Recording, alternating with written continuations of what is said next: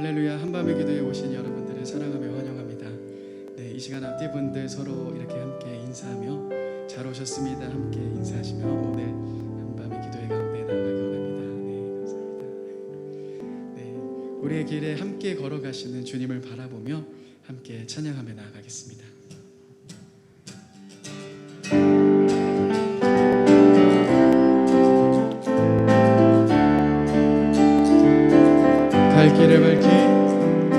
갈 길을 밝히 보이시니 주 앞에 빨리 나갑시다. 우리를 찾는 그 주 예수 고도라. 다시 한번 갈 길을 밝히 보이시니 주 앞에 빨리 나갑시다. 그 주 예수 고도라 하시네. 죄악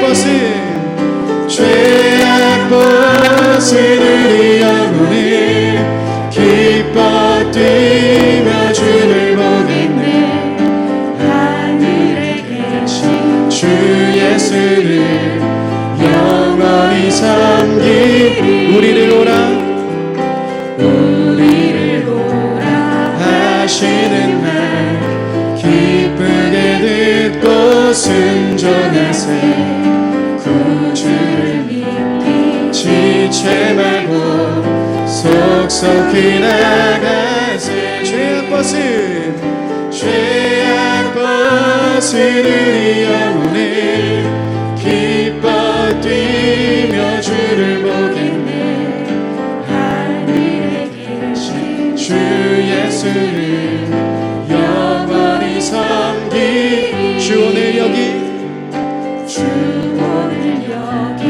계시오니 다 와서 주의 말씀 듣기도 하며 생각하니 참 진리시로다. 죄악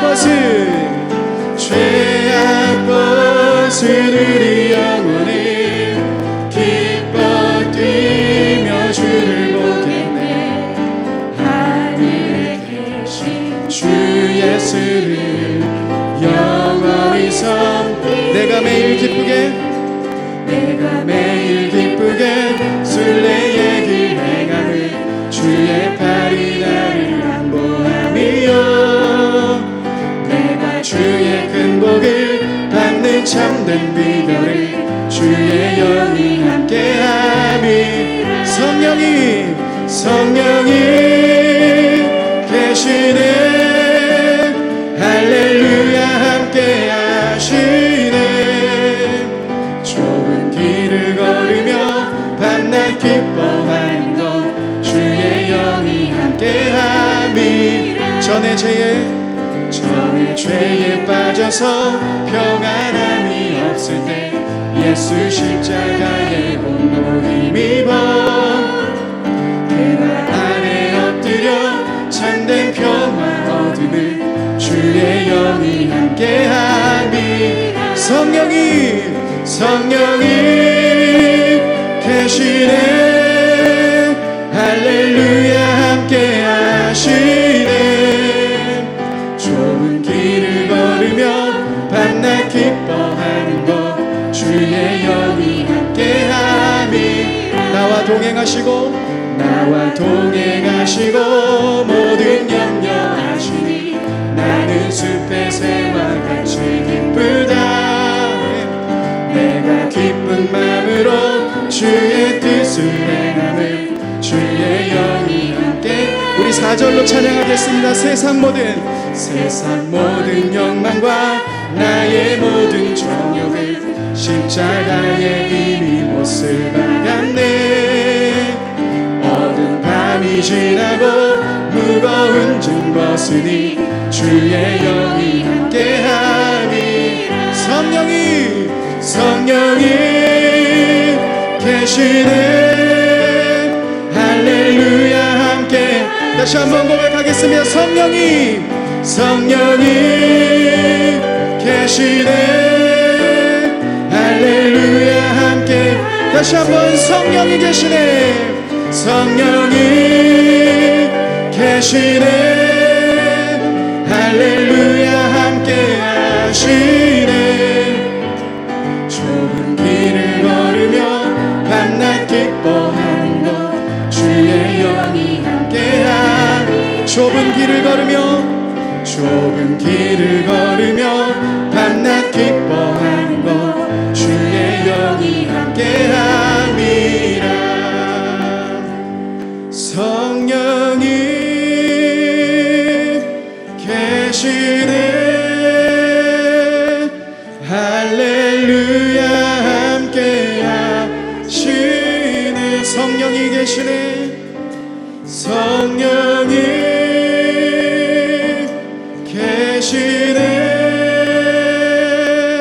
할렐루야 함께 하시네. 좁은 길을 걸으며 밤낮 기뻐하는 것 주의 영이 함께함이라.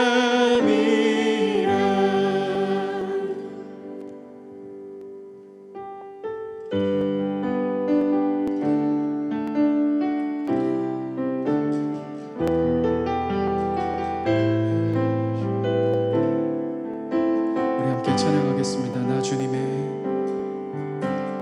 나 주님의 기쁨 되기 원하네. 내 마음을 새롭게 하소서. 새 부대가 되게 하여 주사. 주님의 빛 비추게 하소서. 내가 원하는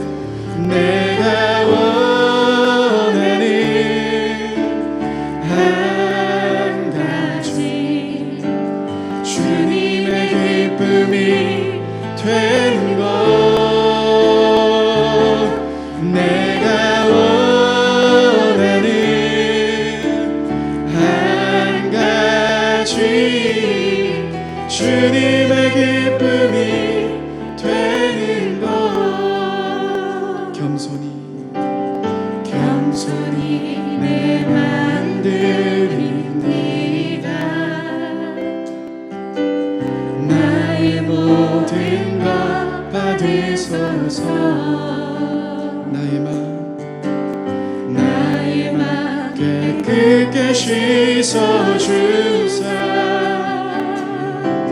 주의 길로 행하게 하소서.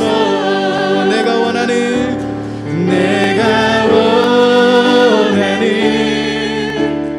한 가지 주님의 기쁨이 되는 것.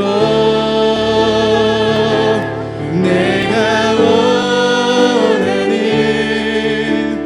한 가지 주님의 기쁨이 되는 것. 내가 원하는 한 가지, 내가 원하는 한 가지 주님의 기쁨이 되는 것. 내가 원하는 한 가지 주님의 기쁨이 되는 것.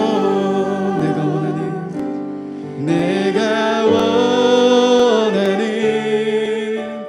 한 가지 주님의 기쁨이 되는 것. 내가 원하는 한 가지 주님의 기쁨이 되는 것. 내 손을 주께 높이 듭니다. 내 찬양 받으실 주님.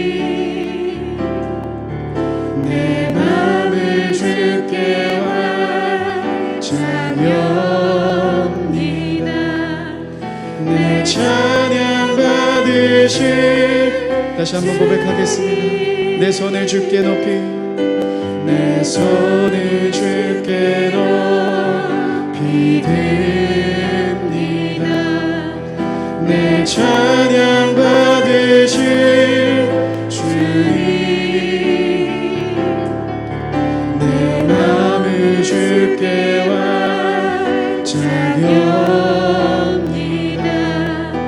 내 찬양 받으실 주님, 슬픔 대신 일하게, 슬픔 대신 일하게, 죄 대신 화관을, 근심 대신 찬송을, 찬송의 옷을 주셔, 슬픔 대신 일하게, 슬픔 대신 일하게, 죄 대신 화관을, 근심 대신 찬송을, 찬송의 옷을 주셨네. 슬픔 대신, 슬픔 대신 일하게, 죄 대신 화관을,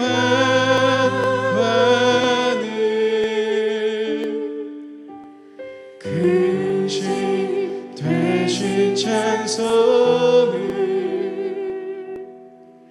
찬송의 우리의 모든 마음을 주님께 드리며 다시 한번 고백하겠습니다. 슬픔 대신, 슬픔 대신 일하게, 죄 대신 화관을, 근심 대신 찬송을, 찬송의 옷을 주셨네.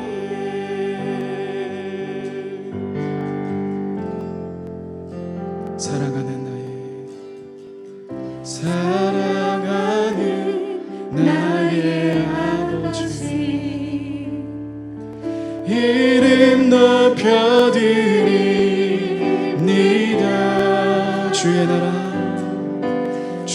나라 찬양 속에 임하시니, 능력에 주께 찬송하네. 전능하신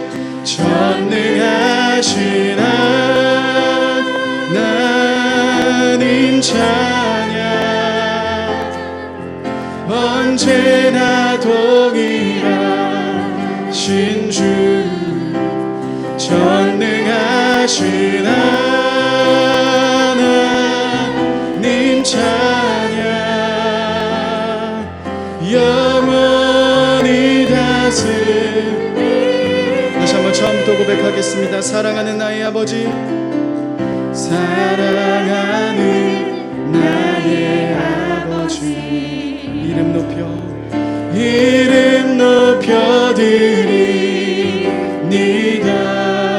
주의 나라 찬양 속에 임하시니, 능력에 주께 찬송하네. 전능하신 하나님 찬양, 언제나 동일하신 주, 전능하신 하나님 찬양, 영원히 다스리네. 나 주의 이름 높이리, 나 주의 이름 높이리,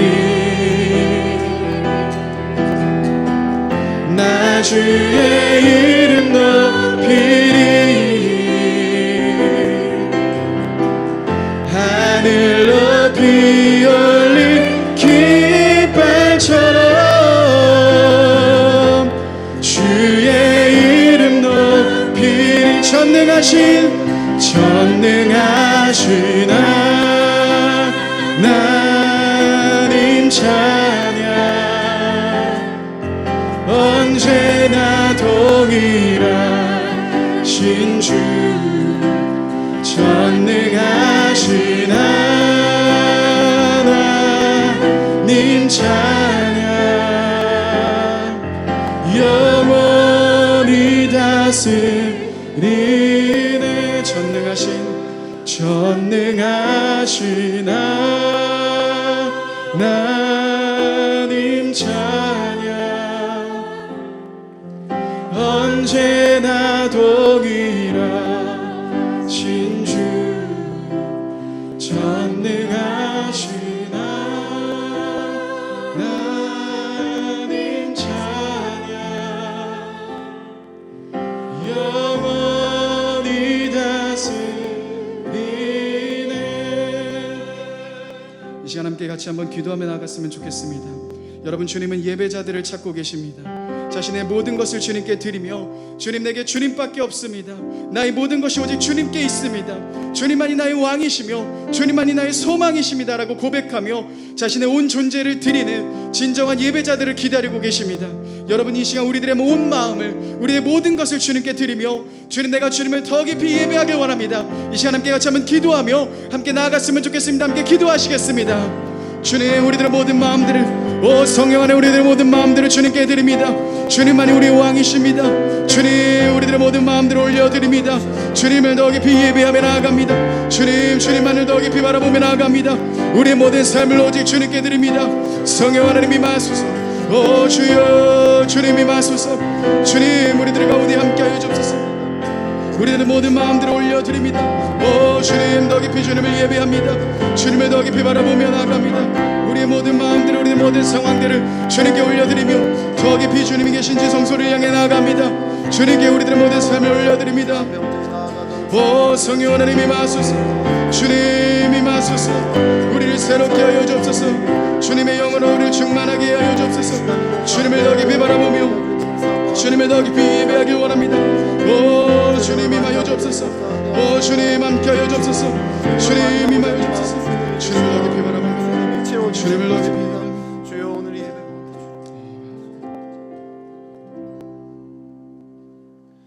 주님, 이 시간 주님을 만나기 갈망하며 오늘 이 자리에 모였습니다. 주님을 갈망하는 이 마음은 주님이 주신 마음임을 믿습니다. 주님이 주셨기에 또 주님이 채워주실 것도 믿습니다. 오늘 참 말씀을 들으며 또 기도하며 찬양하며 주님께 우리의 온 마음을 다해 예배할 때 우리의 심령이 주님으로 충만하게 채워지게 해주십시오. 참 힘겨운 시대를 살고 있지만 이 상황을 뛰어넘는 하나님의 놀라운 역사를 경험하게 하여 주시옵소서. 우리 힘으로는 그렇게 할 수 없습니다. 성령님 도와주십시오. 성령님 이 시간 기름 부어주셔서 우리를 친히 이끌어 주십시오. 사람이 할 수 없는 것을 하나님은 하신다 하였습니다. 하나님의 그 권능으로 우리를 사로잡아 주시옵소서. 주님께 이 모든 것들을 올려드리며 예수님 이름으로 기도드렸습니다. 아멘.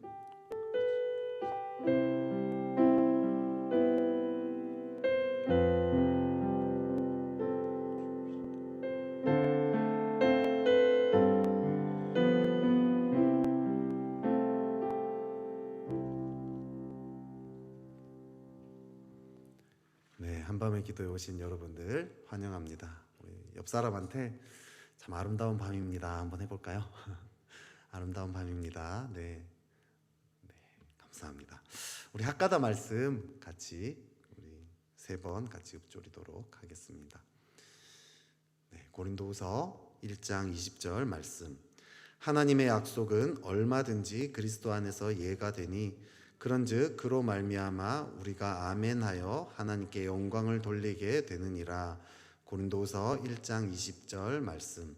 고린도후서 1장 20절 말씀. 하나님의 약속은 얼마든지 그리스도 안에서 예가 되니 그런즉 그로 말미암아 우리가 아멘하여 하나님께 영광을 돌리게 되느니라. 고린도후서 1장 20절 말씀. 고린도후서 1장 20절 말씀.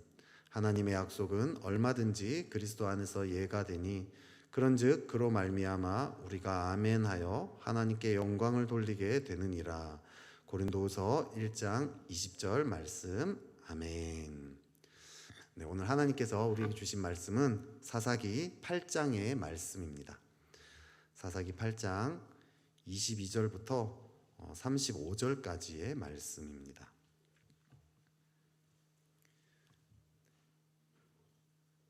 사사기 8장 22절부터 35절까지의 말씀, 저와 여러분이 교독해서 좀 길지만요 우리 쭉 한번 읽도록 하겠습니다.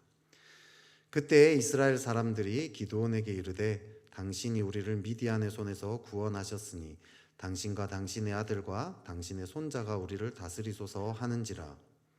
기드온이 그들에게 이르되 내가 너희를 다스리지 아니하겠고 나의 아들도 너희를 다스리지 아니할 것이요 여호와께서 너희를 다스리시리라 하니라. 기드온이 또 그들에게 이르되 내가 너희에게 요청할 일이 있으니 너희는 각기 탈취한 귀고리를 내게 줄지니라 하였으니 이는 그들이 이스마엘 사람들이므로 금 귀고리가 있었음이라.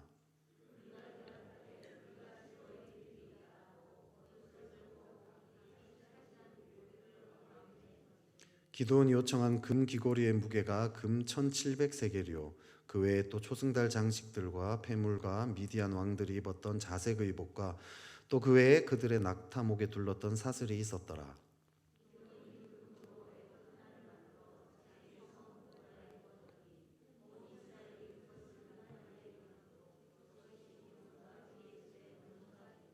미디안이 이스라엘 자손 앞에 복종하여 다시는 그 머리를 들지 못하였으므로 기드온이 사는 40년 동안 그 땅이 평온하였더라.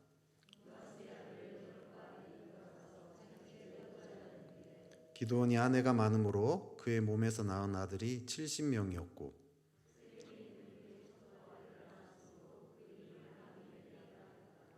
요아스의 아들 기드온이 나이가 많아 죽음에 아비에셀 사람의 오브라에 있는 그의 아버지 요아스의 묘실에 장사되었더라.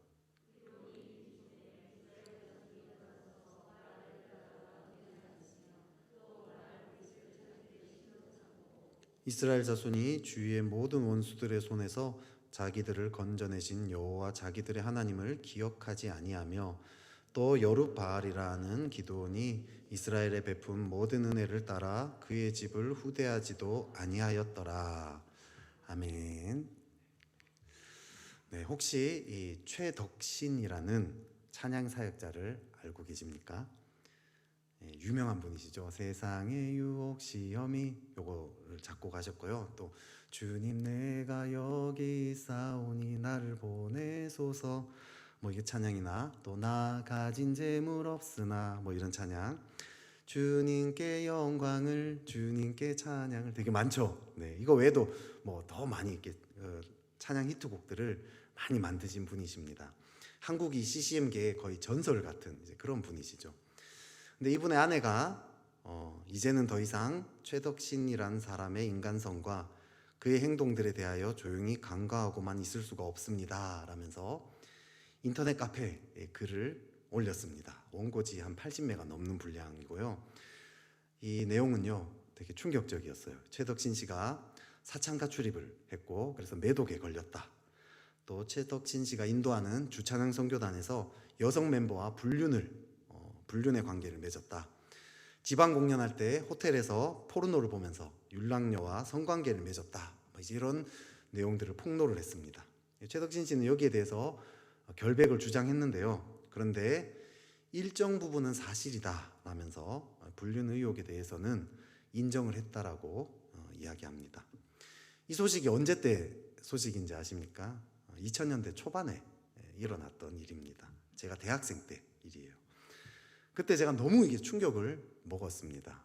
주를 찬양, 그 찬양 얼마나 많이 찬양해. 주를 찬양, 손을 들고 찬양 많이 했는데 이분이 했던 그 찬양들이 다 오염되게 이렇게 느껴지는 거죠. 그렇게 아름다운 찬양을 지은 분이 어떻게 이런 행동을 할 수 있을까? 그죠? 이분이 한 모든 것들이 다 거짓이 아닌가? 그동안 찬양 부르면서 은혜 받았던 것도 그런 나도 거짓된 거 아닌가? 이제 별의별 생각이 다 들었습니다. 그 충격이 한 며칠을 갔어요. 근데 그게 끝이 아니었어요. 그 이후로 줄줄이 이제 기독교 사역자들의 비리들이 막 나타나기 시작했습니다. 제가 너무 존경해서 닮고 싶었고 또 그분의 설교도 많이 듣고요. 또 책도 많이 읽었던 그런 목회자의 섹스 스캔들도 들었습니다. 그때는 뭐 한국 교회 전체가 난리가 났었죠.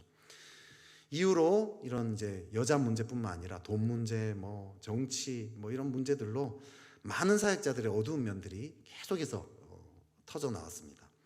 최근에도 제가 또 한 목회자의 불륜 소식을 들었어요. 근데 정말 놀라운 건 뭐냐면요, 제가 그 소식을 듣고도 이제는 별로 놀라지 않았다는 거, 그게 참 놀랐습니다. 이제 너무 많이 들어서 마음이 이제 무뎌진 거죠. 한편으로는 되게 안타깝습니다. 한때 그렇게 잘 나가던 사역자들인데, 한때 그렇게 하나님께 정말 아름답게 귀하게 쓰임받았던 사람들인데, 이 사람들을 통해서 정말 수많은 사람들이 하나님께로 돌아오지 않았습니까? 하나님 나라가 얼마나 많이 확장이 되었습니까? 이들을 통해서 하나님의 그 아름다운 역사들의 그 기적의 소식들을 수없이 많이 들었습니다. 그런데 이분들이 넘어지니까 그 모든 것들도 다 거짓처럼 느껴지는 거죠.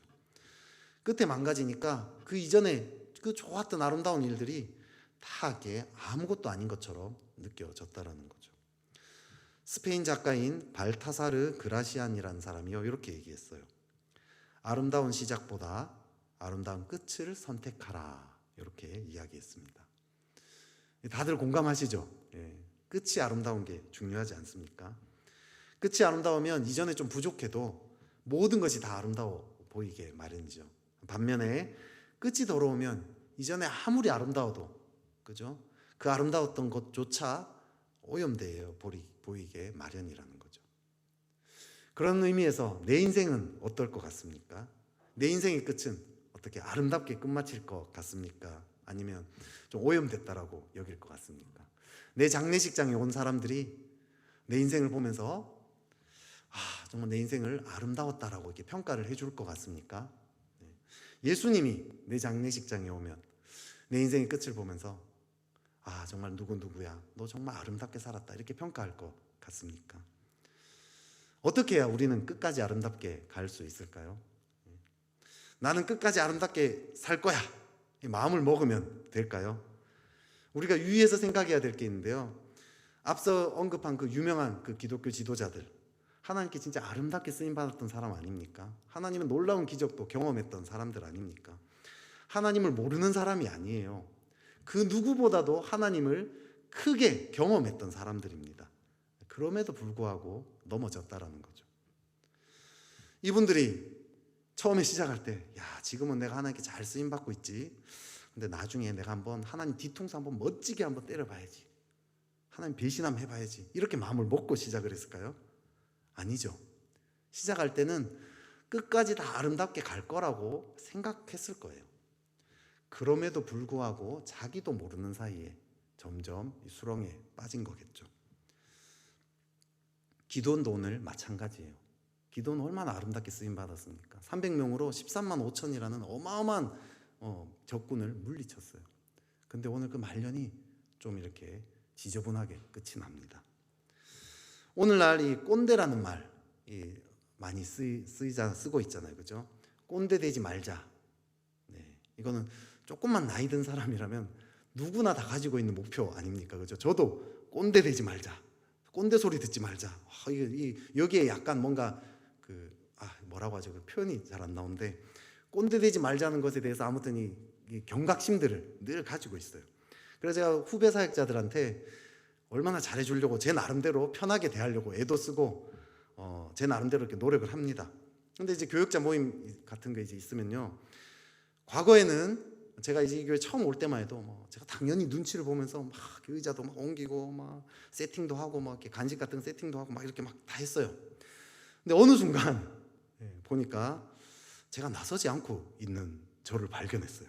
섬김 받는 게 편하잖아요, 그죠? 은근히 대접받고 싶은 마음이 제 안에 있더라는 거죠. 거기에 슬쩍슬쩍 타협하고 있더라는 거죠. 제가 이렇게 허리 디스크가 이렇게 터졌지 않습니까? 몇 년 전에. 무거운 거 들면 안 돼요. 무거운 거 한번 들면 며칠 동안 허리가 통증이 있습니다. 그래서 무거운 짐이 있으면 다른 사람들이 옮길 때 가만히 있어야 돼요. 처음에는 미안한 마음이 많이 들었어요. 근데 어느 순간 당연하다는 마음이 슬쩍 자리 잡더라는 거죠. 이게 호의가 계속되면 권리인 줄 안다라고 하잖아요, 그죠? 거기에 타협하는 마음이 저에게도 있다라는 거죠. 이런 걸 계속 내버려 두면 어느 순간 나도 꼰대가 되겠구나, 꼰대가 되어 있겠구나. 지금 또 몰라요, 후배 사역자들은 저를 꼰대라고 이미 생각하고 있는데 제 앞에서 아닌 척할지 모르겠지만 어쨌든 그럴 수 있겠다는 생각이 드는 거죠. 내가 꼰대가 돼야지 노력해서 꼰대가 됩니까? 그런 사람은 아무도 없어요, 그죠? 꼰대가 되면 안 되라고 다 누구나 다 생각을 해요. 그럼에도 불구하고 꼰대가 되죠. 가만히 있기만 하면 누구나 저절로 꼰대가 됩니다. 꼰대의 가장 큰 특징이 뭔지 아세요? 네. 나는 꼰대 아니야 라고 생각하는 사람. 그 사람이 꼰대의 가장 큰 특징입니다. 왜 그렇죠? 자기가 꼰대인지 모르는 거죠. 모르는 거. 왜 모릅니까? 너무 자연스럽게 꼰대가 됐기 때문에 몰라요, 자기가 꼰대인지. 꼰대가 안 되려면요, 날마다 낮아지고 섬기기 위해서요, 발버둥을 쳐야 돼요. 나보다 힘이 없는 사람, 권력이 없는 사람, 나보다 나이가 어린 사람들의 마음이 어떤지 계속해서 살펴봐야 돼요. 그 사람들의 마음을 계속 돌아봐야 돼요. 이 사람의 생각은 어떤지, 마음이 어떤지, 이 사람들이 가지고 있는, 이 사람들이 살고 있는 삶의 환경은 어떤지, 이걸 계속 살펴봐야 돼요. 깨어 있어야 돼요. 날마다 깨어 있어야지 꼰대가 되지 않는 거예요. 그렇지 않으면 가만히 있으면 자기도 모르게 사고방식이 굳어지고요, 자기도 모르게 대접받고 싶어지고, 이러다 보면 어느 순간 꼰대가 되기 마련입니다. 마찬가지로요, 끝이 아름다운 사람도 똑같아요. 저절로 이루어지지 않습니다. 끝이 아름다워야지 생각만 한다고 되는 게 아닙니다. 저절로 이루어지는 게 아니에요. 가만히 있기만 하면요, 우리는요 다 오염된 말년을 경험하게 마련입니다. 우리는 자꾸 타협해요. 그런 게 쌓이고 쌓이다 보면요, 어느 순간 넘어져 있다라는 거죠. 과거에 하나님의 역사를, 큰 하나님의 역사를 경험했다. 그러면 더 타겟이 됩니다. 마귀가요, 가만두지 않아요. 하나님의 역사를 경험한 사람이면 사람일수록 더 넘어뜨릴 애쓰지 않겠습니까? 매일매일 깨어있을 때만 가능합니다. 그럼 어떻게 깨어있어야 할까? 어떤 부분을 우리가 조심해야 될까? 오늘 본문이요, 그걸 보여주고 있습니다. 기드온은요, 하나님의 엄청난 역사를 경험했던 사람 아닙니까? 그런데요, 말년이요, 아름답지 못해요. 되게 추잡해요. 안타깝습니다. 요 기드온의 모습이 우리에게 반면교사가 되는 거죠. 끝까지 아름답게 살려면 기드온이 실패한 게 뭔가, 그걸 보면서 우리가 뭘 조심해야 될지를 살펴봐야 합니다. 오늘 이 기드온이 어떻게 타락했는지 한번 같이 살펴봅시다. 우리 22절, 23절을 같이 한번 읽어보겠습니다. 22절, 23절 같이 읽겠습니다. 시작. 그때 이스라엘 사람들이 기드온에게 이르되 당신이 우리를 미디안의 손에서 구원하셨으니 당신과 당신의 아들과 당신의 손자가 우리를 다스리소서 하는지라. 기드온이 그들에게 이르되 내가 너희를 다스리지 아니하겠고 나의 아들도 너희를 다스리지 아니할 것이요 여호와께서 너희를 다스리시리라 하니라. 아멘. 이스라엘 사람들이요, 기드온한테 이렇게 얘기해요. 당신이 우리를 구원했으니까 당신이 우리를 다스려 주십시오. 이렇게 얘기합니다. 이 당시 이스라엘 왕이 없었어요, 그죠? 근데 주변 국가들은 다 왕이 있었어요. 왕들이 백성들을 막 보호해주고 통치해 줍니다. 그게 부러웠던 것 같아요. 그래서 이스라엘도 기드온 보고 왕이 되어달라고 얘기합니다. 근데 여러분, 이스라엘은 왕이 다스리는 나라입니까? 하나님이 다스리는 나라입니까? 하나님 다스리는 나라 아닙니까? 그래서 기드온이 이렇게 대답을 하죠. 내가 너희를 다스리지 않는다. 여호와께서, 오직 여호와께서 너희를 다스릴 것이다. 이렇게 아주 멋진 멘트를 날리고 있습니다. 얼핏 보면요, 기드온이요, 진짜 하나님께로 이 백성들을 인도하는 그런 역할을 잘 하고 있는 것 같아 보입니다. 이 말만 보면요. 그런데 이 기드온의 대답을요, 잘 살펴보면요, 중요한 게 하나 빠져 있어요. 이스라엘 백성이 기드온 보고 우리를 다스려 주십시오라고 얘기하기 이전에 한 말이 하나 더 있어요. 그건 뭐죠? 당신이 우리를 미디안의 손에서 구원하셨으니 라는 말이에요. 기드온 보고 기드온 당신이 우리를 미디안에서 구원했다, 이 말을 하고 있어요. 기드온이 이걸 은근슬쩍 받아들이고 있어요. 부인하지 않고 있어요. 그죠? 이스라엘 백성한테 이런 얘기 들었으면 어떻게 해야 되죠? 당연히 제가 구원한 게 아니에요. 하나님이 하신 거 아닙니까? 이 300명이 어떻게 13만 5천을 이깁니까? 이건 제가 할 수 있는 일이 아니에요. 하나님이 다 하셨어요. 그러니까 하나님이 여러분들을 다스려야 됩니다. 이렇게 얘기를 해야 돼요. 그죠? 이게 정답입니다. 근데 기도는 그렇게 얘기 안 해요. 그 말은 슬쩍 빼버립니다. 그냥 여호와께서 여러분들을 다스릴 것이다 라고 얘기합니다. 그렇게 말만 했더니 어떻게 됩니까? 그 다음에요, 행동이 더 가관이에요. 하나님이 다스릴 거다라고 얘기해 놓고 그 다음부터 자기가 다스리는 행동을 다 하고 있어요. 왕노릇 하고 있어요. 사람들 보고 막 금귀고리 가져오라고 명령을 하고 왕처럼 명령을 내리고 있어요. 30절에 보면요, 아내가 많고 아들이 70명이라고 얘기하거든요. 이 고대 왕들이 했던 풍습입니다. 그걸 그대로 따라 자기 왕노릇 하고 있어요. 31절에요, 세겜에서 첩이 낳은 아들의 이름을 아비멜렉이라고 지었어요. 자기 아들의 이름 아비멜렉이라는데 아비멜렉의 뜻이 뭐냐면 내 아버지는 왕이시다. 자기 아들 이름 지었는데 자기 아들 이름이 내 아버지는 왕이시다. 아버지가 누구죠? 자기잖아요, 기도원. 그죠? 자기 아들 이름 자체를 기도원이 왕이다라고 지은 거예요. 왕노릇하고 있는 거죠. 왜 이런 일이 벌어졌습니까? 이런 일의 시작이 어디에서 시작됐습니까? 하나님이 구원을 주셨는데 그걸 빠뜨리고 있어요. 잊어버리고 있어요. 그걸 언급하지 않는 것, 거기에서 시작된 거죠. 하나님이 구원자라는 것을 잊어버릴 때 타락이 시작됩니다. 출애굽하고 난 다음에 하나님께서 이스라엘 백성들에게 십계명을 주는 장면이 나오죠.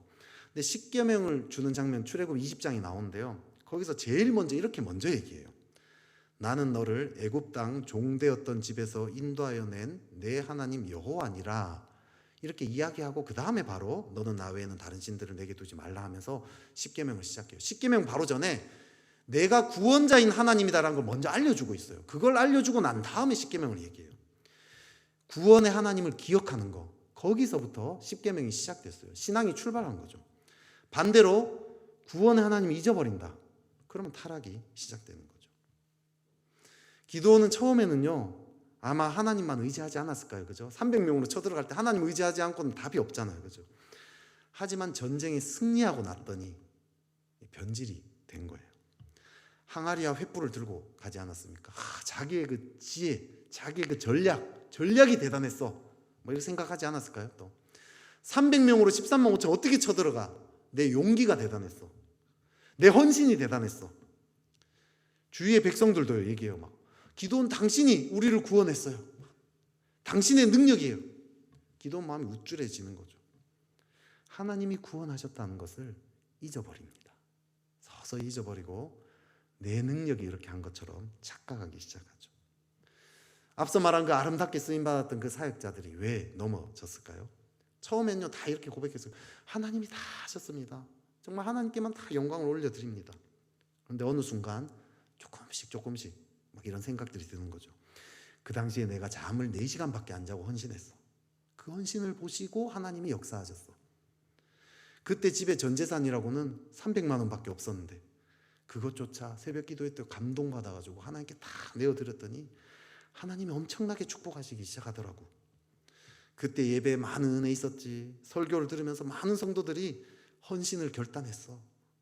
내가 그때 새로운 제자 훈련 훈련을 도입했는데 그게 진짜 하나님의 놀라운 한 수였어. 신의 한 수였어. 그걸 통해서 교회가 엄청 성장했어. 어느 순간 하나님을 높이는 것 같지만 어느 순간 자신의 헌신이 대단했고 자신의 설교가 대단했고 자신의 그 분별력이 대단했다라고 생각하기 시작하는 거죠. 주변 사람들도 이렇게 얘기하죠. 목사님 설교에 은혜 많이 받았습니다. 목사님 지혜롭게 교회를 잘 운영하시는 것 같아요. 교만해지려고 한 게 아닌데 자기도 모르는 사이에 마음이 점점점 교만해지는 거죠. 그러면서 구원의 하나님을 잊어버립니다. 하나님이 아니라 내 능력 때문에 이 교회가 이렇게 컸다라고 생각을 하는 거죠. 그러니까 하나님을 점점 떠나기 시작합니다. 그 자리에 음란이 자리 잡고요. 그 자리에 탐욕이 자리를 잡습니다. 우리는 어떻습니까? 내가 지금 이 자리에 있는 것 하나님의 은혜 때문이라고 생각하십니까? 아니면 나의 능력 때문입니까? 지금 먹고 마실 수 있고 잠을 잘 수 있는 집이 존재하는 이유, 지금 내가 이 삶을 살아갈 수 있는 이유, 내가 그래도 막 정말 굶지는 않고 살아갈 수 있었던 이 이유, 이 하나님이 우리를 보살폈기 때문 아닙니까? 그죠? 더 나아가서 지금 우리가 호흡이 끊어지지 않고 숨을 쉬면서 살 수 있는 이 이유, 하나님 은혜로 우리를 보살피기 때문에, 우리의 생명을 계속 유지시켜 주기 때문 아닙니까? 그죠? 믿음이 있는 사람이든 믿음이 없는 사람이든 숨쉬고 먹고 마시고 살아갈 수 있는 이유는요, 다 하나님의 은혜 때문이에요. 하나님 은혜는 믿는 사람 믿지 않는 사람 가리지 않아요. 내가 지금 먹을 것이 있고 잠잘 곳이 있다는 거, 이 모두가 다 구원의 하나님 덕분 아닙니까? 혹시나 지금 내가 먹을 것도 없고 잠잘 곳이 없다 해도 숨 쉬고 있잖아요. 그죠? 숨 쉬고 있다라면, 생명이 존재하고 있다라면 그게 다 하나님 은혜 아닙니까? 하나님이 우리의 생명을 보살피고 있기 때문입니다. 지금 내가 이 자리에 있다는 거 다 하나님 은혜 아닙니까? 구원의 하나님 때문 아닙니까? 지금까지 지내온 것 주의 크신 은혜라. 이 찬양을 잊어버린 거, 이 마음을 잊어버린 거, 여기서부터 타락이 시작되는 거죠. 하나님이 아니라 내 능력 때문이야. 내가 이 험한 세상을 지혜롭게 잘 살아왔기 때문이야. 내가 그때 기회가 있을 때 그때 내가 잘 분별해서 한번 뛰어들었더니 지금 이런 결과 이런 좋은 결과 나타난 거 아니야? 그 안 될 만한 일이었지만 내가 악으로 깡으로 막 열심히 해서 자수성가한 거야. 내가 열심히 노력해서 이렇게 된 거야. 혹시 이렇게 생각하고 있지는 않습니까? 아니면 거꾸로 내가 너무 게으르게 살아서 그래서 지금 이렇게밖에 안 된 거야. 내가 좀 더 노력했어야 되는데 내가 너무 부족해서, 내 인격이 너무 모나서 지금 이렇게 힘들어졌어. 그러면서 과거를 후회하면서 나를 자책하고 있지는 않습니까? 우리는요, 교만해졌다가 또 후회하다가 이 둘을요 자꾸 반복합니다. 같이 가요. 이 두 개가 다른 문제가 아닙니다. 잘된 것은 내가 잘해서, 내가 잘나서 이래 된 거고, 지금 내 삶이 못된 것은 내가 못해서, 내가 잘 못해서 이렇게 된 거라고 생각합니다. 이 틀 자체가 무너져야 합니다. 모든 것을 하나님 은혜 안에 다 가지고 나아가야 한다라는 거죠. 이걸 하나님 앞에 나아가서 씨름을 해야 합니다. 제가 이게 지금 이렇게 사역을 이렇게 하고 있지만요, 제가 처음 사역할 때는요, 아무도 저를 기대하지 않았어요. 저는요, 제가 사역하는 이 공동체의 자신감의 근원이었어요. 다른 사역자들이 저를 보면 다 자신감을 얻었거든요. 순수한 마음 하나만 있었고, 설교도 못하고 조직 운영도 못하고요, 행정도 못하고 관계도 못하고 인사행정 이런 거 다 잘 못했어요. 지금도 잘 못하지만 이때는 진짜 너무 답이 없던 그런 사람이었습니다. 오죽하면 제가 그때 제가 간사를 선교단체 이제 간사로 섬기겠다라고 결단을 할 때 막 망설이고 있을 때 격려해 줬던 다른 이제 한 간사님이 계셨어요. 그 간사님이 대표 간사님이 되셨는데요. 그때 제가 이제 대표 간사님한테 이제 막 힘들고 이럴 때 그때 간사님이 저를 격려해 주셔가지고 제가 이렇게 결단할 수 있었습니다 했더니 이분이 내가 언제 너한테 간사하라고 했냐 이렇게 얘기를 하셨어요. 그때 너무 상처가 됐는데요. 제가 너무 사역을 못하니까 이분도 저를 얼마나 답답하게 여겼으면 그런 얘기까지 했겠습니까? 근데 시간이 지나면서 하나님께서 한 번씩 사역을 잘 풀어주실 때가 있었어요. 근데 그럴 때마다 제 마음속에 내가 뛰어나서, 내가 잘나서 그렇다라는 생각이 나도 모르게 이 자리 잡는다라는 거죠. 사역이 또 어려워지면요, 또 내가 무능해서, 내가 능력이 없어서 그렇다라는 생각이, 자책하는 마음이 저를 괴롭힙니다. 지금도요, 이런 마음들이요 계속 있어요. 그럴 때마다 이 마음을 가지고 하나님 앞에 씨름합니다. 사역으로 나를 높이고자 하는 이 마음, 주님 저 내려놓겠습니다. 사역 때문에 저를 자책하는 마음, 이것도 다 내려놓겠습니다. 잘 되었다 못 되었다 이 판단 자체를 주님께 다 내어드립니다. 결과는 주님께 다 맡겨드립니다. 주님, 이 결과는 주님의 손에 달려있지 않습니까? 어떻게 되든 그냥 주님 저를 그냥 사용해 주십시오. 제가 할 일은 다만 주님을 사랑하는 것뿐입니다. 그리고 영혼들을 사랑하게만 해주십시오. 이런 기도를 하지 않으면요, 사역이 잘 되어도요 하나님과 관계가 힘들어지고요, 사역이 안 돼도 하나님과 관계가 힘들어집니다. 그리고요, 그 비어있는 마음을 먹을 것들, 쉽게 즐길 수 있는 것들, 이런 것들로 채우기 시작하는 거죠. 우리는 어떻습니까? 나이가 들어갈수록 이 모든 것을 하나님이 하셨습니다. 이 고백이 나옵니까? 아니면 인생은 결국 내가 어떻게 살았냐에 달려있어. 내 능력에 달려있어. 내가 얼마나 노력했냐에 달려있어. 이런 고백이 나옵니까? 우리 중심을 잘 살펴봐야 합니다. 이것을 볼 때요, 내가 끝까지 아름답게 살 수 있는지 아니면 무너져 내릴 것인지 판가름할 수 있는 거죠.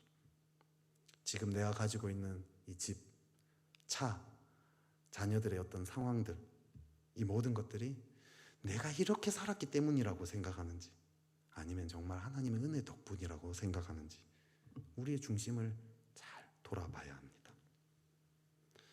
하나님이 구원자이신 그 하나님 잊으면요, 하나님 너무 서운하세요. 저도 우리 아이들한테 막 이렇게 많은 걸 잘해줬는데 애들이 그 진짜 금방 잊어버리더라고요. 좀 섭섭해요. 그죠? 하나님도 마음 아파하세요. 애들이 그걸 기억하면 아빠한테 더 많은 것을 얻을 수 있고요, 더 좋은 것들을 요구할 수도 있는데 그거 잊어버리니까 그냥 자기 선에서 해결하려고 하더라는 거죠. 안타까워요. 그죠? 안타깝게도 오늘 이 기도원이요, 그 구원의 하나님을 잊어버렸어요. 더 큰 일을 할 수도 있었는데 지금 300명으로 13만 5천을 깨뜨렸다면요, 아예 정말 그 중동 지역, 그 이스라엘 있던 그 주변 지역까지 다 하나님 왕국으로 만들 수도 있지 않았겠어요, 기드온이? 그걸 잊어버렸어요. 잊어버리니까 하나님 왕국을 세우지 못하는 것뿐만 아니라 더 나아가서 타락하고 멸망합니다. 더 타락해버려요.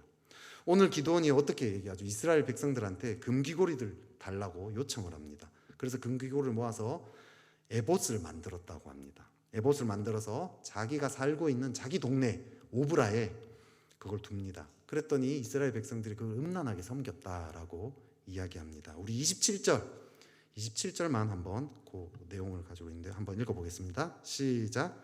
기드온이 그 금으로 에봇 하나를 만들어 자기의 성읍 오브라에 두었더니 온 이스라엘이 그것을 음란하게 위함으로 그것이 기드온과 그의 집에 올무가 되니라. 에봇은요, 대제사장이 하나님께 나갈 때 입던 옷입니다. 요걸 만들었더니 이스라엘 백성들이 요걸 음란하게 위했다라고 표현하고 있습니다. 음란하게 위했다, 이 표현은요, 우상 섬길 때 쓰는 표현이에요. 우상. 지금 에봇을 우상처럼 섬겼다, 이 뜻이에요. 우상을 섬길 거면 기드온이 그냥 애초에 바알이나 아세라 이런 거 만들면 되는데 왜 굳이 하나님께 나아갈 때 제사장이 입는 그 옷인 에봇을 만들었을까? 이런 좀 의문이 듭니다. 이 장면 보면 근데 좀 생각나는 장면이 하나 있지 않나요? 네. 그 출애굽기, 그죠? 출애굽기 32장의 금송아지 사건 생각나지 않나요? 모세가 십계명 받으러 이렇게 시내산 들어갔는데 안 내려와요. 하도 안 내려오니까 백성들이 아론한테 우리를 위하여 우리를 인도할 신을 만들라 합니다. 그래서 아론이 금기고리를 다 이렇게 모읍니다. 그 백성들 금기고리 모아. 오늘 본문도 다 금기고리 모으잖아요, 그죠? 그거 다 모아가지고 금송아지를 만들죠. 그리고 그걸 섬깁니다. 근데 그 금송아지를 뭐라고 부르는지 아세요? 이는 너희를 애굽 땅에서 인도하여 낸 너희의 신이로다라고 얘기해요. 금송아지를요, 하나님으로 여겼던 거예요. 그냥 우상, 금송아지 우상이 아니었어요. 이스라엘은요, 하나님을 버렸다고 생각하지 않았어요. 금송아지를 섬기면서. 다만 하나님을 변형시켰어요. 금송아지로. 그죠? 자기의 욕구들을 충족시켜주는, 자기의 욕구를 쉽게 충족시켜주는 그런 하나님으로 만들어버린 거죠. 하나님을 다루기 쉽게 바꿨습니다. 기드온이 왜 에봇을 만들었죠? 에봇은 하나님 섬기는 도구 아닙니까? 기드온은 하나님을 버렸다 생각하지 않는 거예요, 지금. 다만 자기의 욕구를 쉽게 채워줄 수 있는 형태로 바꾼 거죠. 에봇을 만들어서 어디에 뒀죠, 기드온이요? 자기 동네에 뒀다, 오브라에 뒀다 해서 자기 살고 있는 동네에 뒀어요. 에봇은요, 성소에 둬야 돼요. 성소는 지금 현재 실로에 있어요, 실로. 근데 자기 동네에 뒀어요, 그죠? 요 장면은요, 또 뭐가 생각나냐면요, 여로보암이 생각이 납니다. 여로보암 왕이 베델의 제단을 만듭니다. 솔로몬 왕국 이후에 왕국이 두 개로 나눠지죠. 북이스라엘, 남유다로 나눠져요. 북이스라엘은 이 여로보암이 다스리고 남유다는 르호보암이 다스리게 되죠. 근데 이 남유다에 여기 예루살렘이 있잖아요. 또 예루살렘에 성소가 있습니다. 성전이 있습니다. 성전.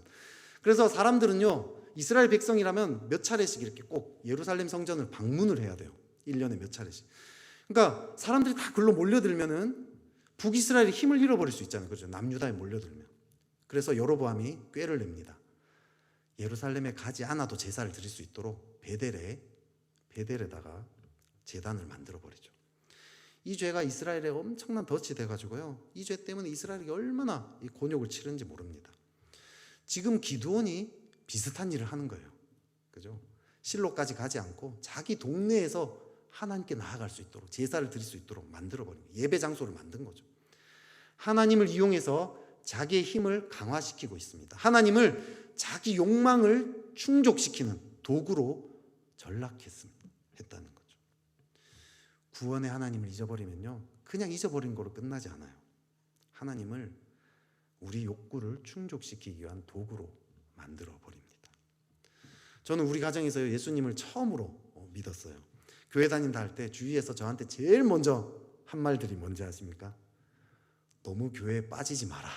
다니는 것은 말리지 않겠는데 너무 교회에 빠지지 마라. 저희 가족들이 그런 얘기 많이 했어요. 이 말을요, 예수님을 모르는 사람들은 사실 그렇게 할 수 있죠, 그죠? 근데 제 친구들도 그 얘기를 많이 들었다는 거예요. 부모님이 장로님, 안수집사, 권사 이런데 수련회 간다고 할 때 자꾸 부모님들이 너무 교회에 빠지지 마라 했다는 거예요. 무슨 뜻이죠, 이게? 너무 교회에 빠지지 마라. 하나님께 너의 삶을 완전히 드리지는 마라, 이런 뜻 아닙니까? 그죠? 다른 말로 하면 하나님을 너의 필요를 채워줄 정도로만 적당히 섬겨라, 이런 뜻 아닙니까? 그죠? 하나님 이용해 먹으라는 뜻이에요. 너무 교회에 빠지지 말라는 거. 제가 한 청년이랑 교제의 시간들을 가진 적이 있습니다. 이 친구는 부모님이 두 분 다 이렇게 집사님이고요. 어릴 때부터 교회를 다녔어요. 모태신앙입니다. 청년부에서 열심히 섬기지는 않았지만 그래도 예배는 거의 빠지지 않고 꼬박꼬박 나왔고요. 헌금까지 열심히 했던 친구예요. 특별히 헌금 많이 했어요, 이 친구가. 만나서 이런저런 얘기를 하다가 첫 만남이라서 처음에는 이제 좀 쓸데없는 얘기 좀 하다가 좀 이제 마음이 좀 열렸다 싶어서 본론을 꺼냈죠. 너 구원에 확신이 있냐? 물어봤죠. 확신이 없었던 거죠. 알고 보니까 자기가 죄인인지도 모르고요. 예수님이 자기 죄를 위해 돌아가셨다, 이것도 잘 그냥 머리로는 안 돼, 마음으로는 전혀 몰랐습니다. 당연히 예수님을 주인으로 모셔드린 적도 없었어요. 그래서 제가 너 그러면 지금 나와 함께 예수님을 이제 진짜 너 삶의 주인으로 모셔드리지 않겠냐? 아직 마음의 준비가 안 됐대요. 나중에 하겠대요. 그럼 왜 그럼 도대체 너는 왜 교회를 다니냐? 이제 궁금하지 않나요? 그죠? 아무런 하는 관계가 없는데 한참을 이야기해 보니까요, 막 복잡하게 이 얘기 저기 막 했는데 결론적으로 제가 정리해 보니까 이거였어요. 그래야 자기의 삶이 평탄하다는 거죠. 그래야 하나님이 자기의 삶에 복 주신다는 거예요. 예배 안 빠지고 헌금까지 그렇게 꾸준히 한 이유가 거기 있었던 거죠. 잘 먹고 잘 살려고 하나님을 이용해 먹고 있었습니다. 하나님께 자기의 삶을요, 드리지는 않았어요. 적당히 나를 축복해 줄 만큼만 섬기고 있었던 거죠. 이 청년만 그럴까요? 사실은 저도 그래요. 저도 마찬가지입니다. 예수님 믿으면서 하나님 나라를 위해 제 삶을 드렸습니다. 그런 마음으로 사역을 시작했어요. 그런데요, 제 마음이요, 자꾸 드러납니다. 최근에는 더 드러나요. 저도 이제 앞으로 어떻게 사역을 계속해 나갈 건지, 제 앞으로 하나님께서 나를 어떻게 인도하실지 고민되지 않겠습니까? 그죠?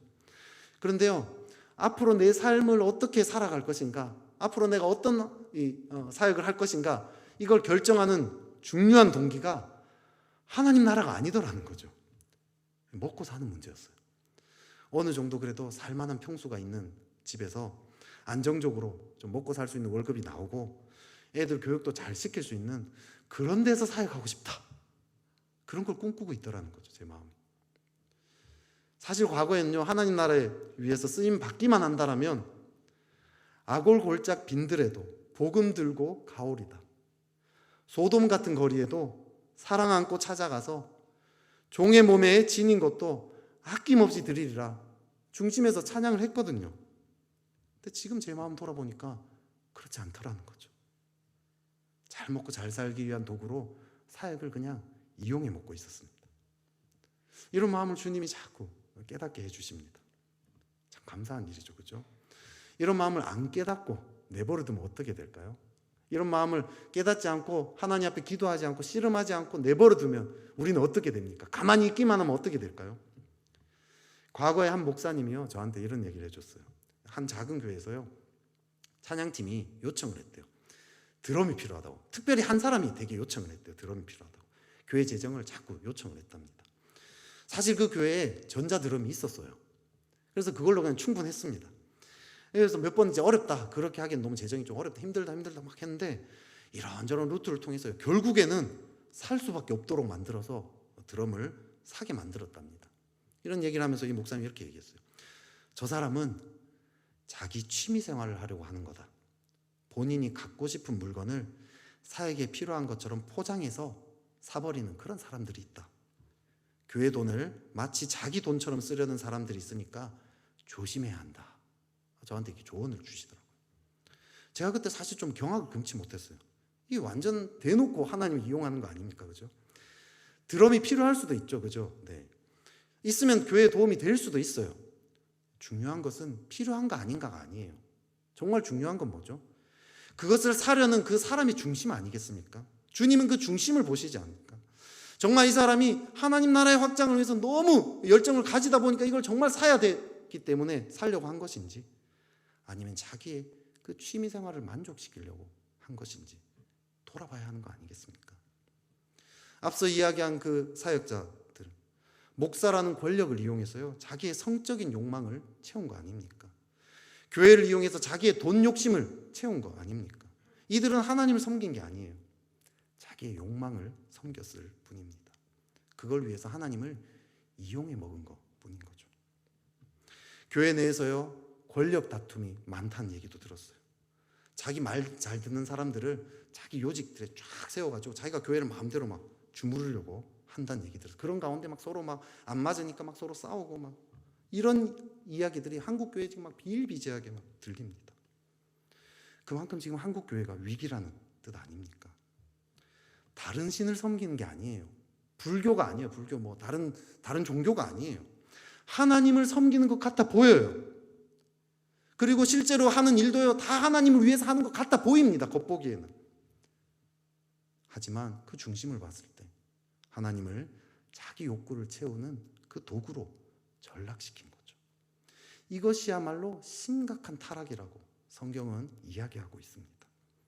그렇게 나가면요 마지막 타락이 생깁니다. 하나님의 왕국이 아니라 자기의 왕국을 건설하죠. 오늘 기드온이요 여호와께서 너희를 다스리리라라고 말은 하지만 아까 얘기한 것처럼 자기가 왕 노릇하고 있지 않습니까? 이 자기 아들의 이름을 내 아버지는 왕이시다, 아비멜렉이라고 짓고요. 아내가 많고요. 아들이 70명입니다. 이 이야기가 29절부터 쭉 나오고 있어요. 이게요 지금 기드온은요 자기의 왕국을 세우고 있음을 보게 됩니다.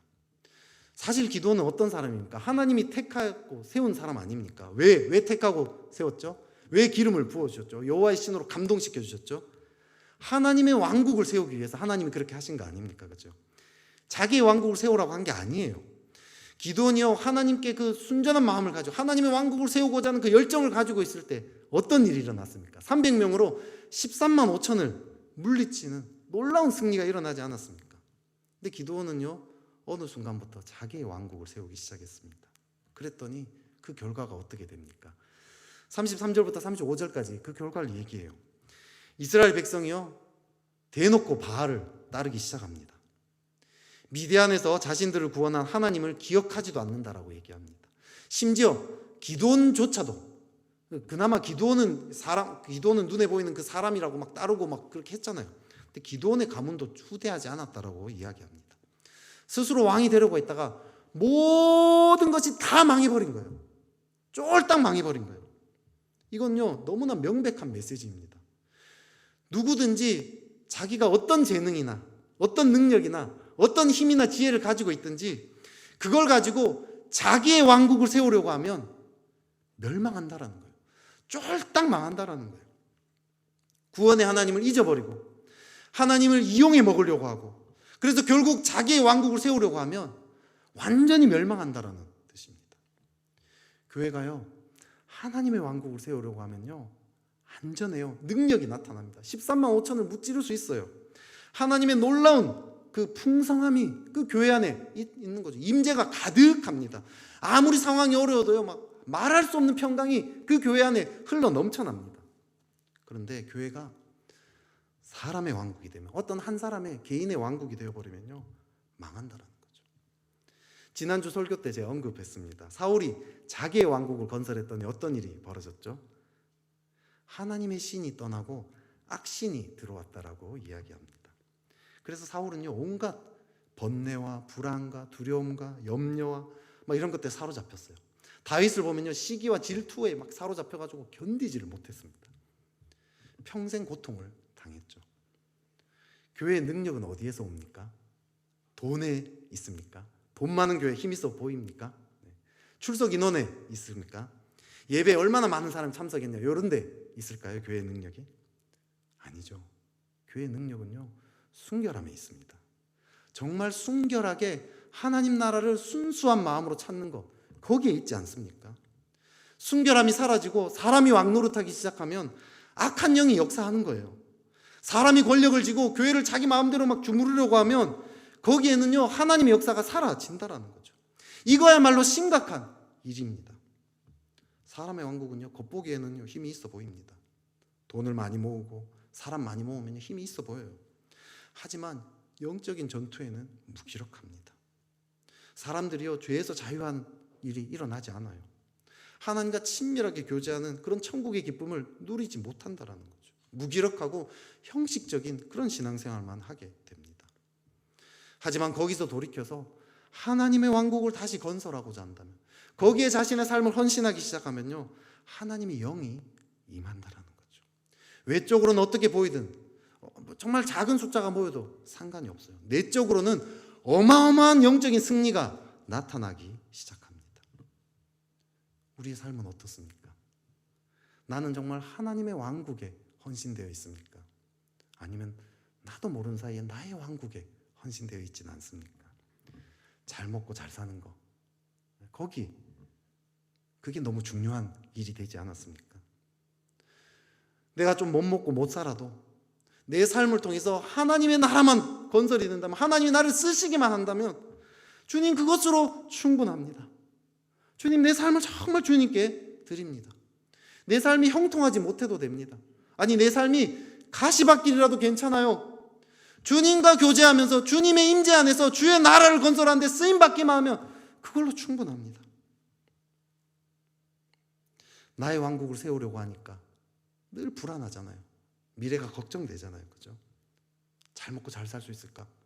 번뇌와 두려움들이 나를 계속 괴롭혀요. 나의 왕국을 건설하려고 하니까 내 뜻대로 되지 않는 내 자녀들, 내 뜻대로 되지 않는 내 배우자 때문에 너무 괴롭잖아요. 하지만 하나님 나라에 헌신할 때 하나님의 평강이 있습니다. 상황이 어떠하든지 하나님이 주시는 기쁨이 있습니다. 하나님 왕국에 헌신했다면요, 아까 이야기한 그 찬양, 부름받아 나서니 뭐 어디든지 가오리다. 괴로우나 즐거우나 주만 따라 가오리니 어느 누가 막으리까? 죽음인들 막으리까? 여러분, 이 찬양을 중심에서부터 공감하면서 부를 수 있다는 거죠. 아골골짝 빈들에도 복음 들고 가오리다. 소돔 같은 거리에도 사랑 안고 찾아가서 종의 몸에 지닌 것도 아낌없이 드리리라. 이렇게 고백하게 된다는 거죠.